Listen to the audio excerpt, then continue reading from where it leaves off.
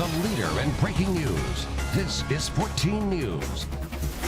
Breaking news at 5, a missing Evansville woman is found and 2 men are arrested. Only our cameras were there when they were taken into custody early this morning, and we're learning tonight about the horrific conditions that woman was held under.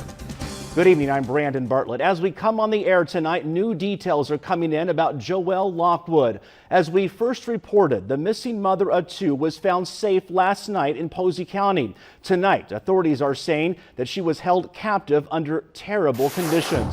And only 14 News has the exclusive video of the arrest made in that case. David DeLong is here tonight, and David, Joelle is back at home tonight, that's right? Yes, she was taken to the hospital briefly, but then she was released to go home. And 2 men have been arrested in Posey County on preliminary charges of criminal confinement. Now, Posey County Sheriff Greg Oath tells me they think they found the cage where Joelle had been kept in that house. Now, this is exclusive video of one of the 2 men being arrested last night. At this time, the Posey County Sheriff's Office is not releasing their names. Oath tells me with the help of Evansville police, they were able to enter this mobile home and arrest the 2 men. Now, Oath says there was actually another man who became aware of Joelle being at this house, being held against her will, and saved her from the home. He took it upon himself to get her out of the residence, transported her back to Evansville, and when he got to Evansville, he contacted the authorities there, and she's going to be returned to her family. So we're very, very happy with the outcome from those circumstances. Now, this is video from today of authorities removing a small cage they believe Joelle was being held in. And coming up tonight on 14 News after the game, I'll sit down with the man who found Joelle and helped her escape. Brandon? What a story he probably has to tell. Thanks a lot, David. Well, many people tonight say it was a miracle that Joelle was found and was found alive and safe. She went missing back on July 9th. She was last seen walking at the intersection of Park and Florida streets. There were numerous searches for her, both in Indiana and Illinois. Then late yesterday, she was found safe inside of a mobile home in Posey County. Friends and family of Joelle are just happy to have her safe and back at home tonight. Our team coverage continues with Gabrielle Shirley. She spoke to Joelle's mother just moments ago. Gabby? Brandon, Joelle's mother, Candace, says emotions are running high right now. Everyone's exhausted but thrilled to have Joelle home. Candace tells me both her and her daughter spent the day reconnecting with Joelle's 2 children. Candace says it's a happy time for her family, but she says there's still much for them to work through in the aftermath of the rescue. Amanda Crow is close friends with Joelle. She got the phone call last night and says she's still in shock. She says when Candace told her that Joelle had been found, her heart sunk. She didn't think her friend was alive. Now, Amanda says it's time for the recovery process to begin and to say thanks to all those who helped in the search. I just really want to just say thank you to everyone who has supported us and has supported Joelle's family. It means the world to all of us that the community has come out and has helped to find her. Officials are still investigating, but we'll be sure to keep you updated on all of the latest details. Brandon? All right, thanks a lot, Gabby. Well, Joelle has been found, but in Boonville, family and friends continue to search for Christy Kelly, the mother of 2 who has been missing since August 15th. Kelly was last seen leaving the VFW post in Boonville early that morning, and since then, more than 1,000 volunteers have participated in the search for her. Volunteers have searched through wooded areas on foot and with drones. Now today, more than ever, they are feeling optimistic about their efforts. One organizer tells 14 News he is thrilled for Joelle and her family, and he hopes for the same outcome for Christy.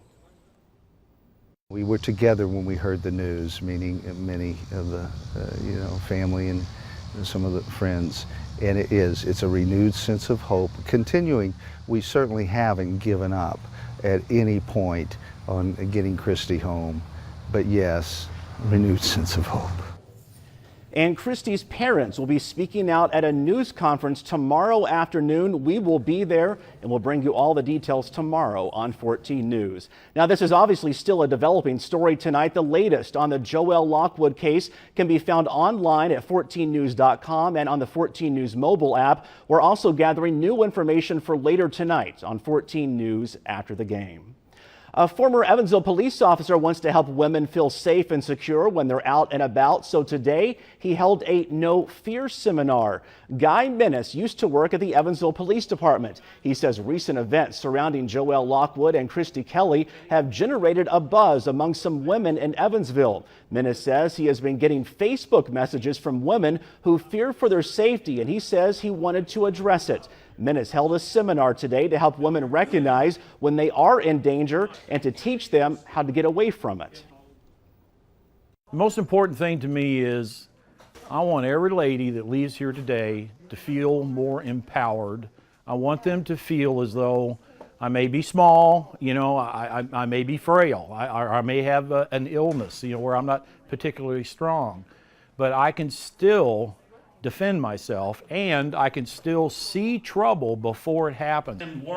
Menace says he will continue to offer these seminars on an as-needed basis.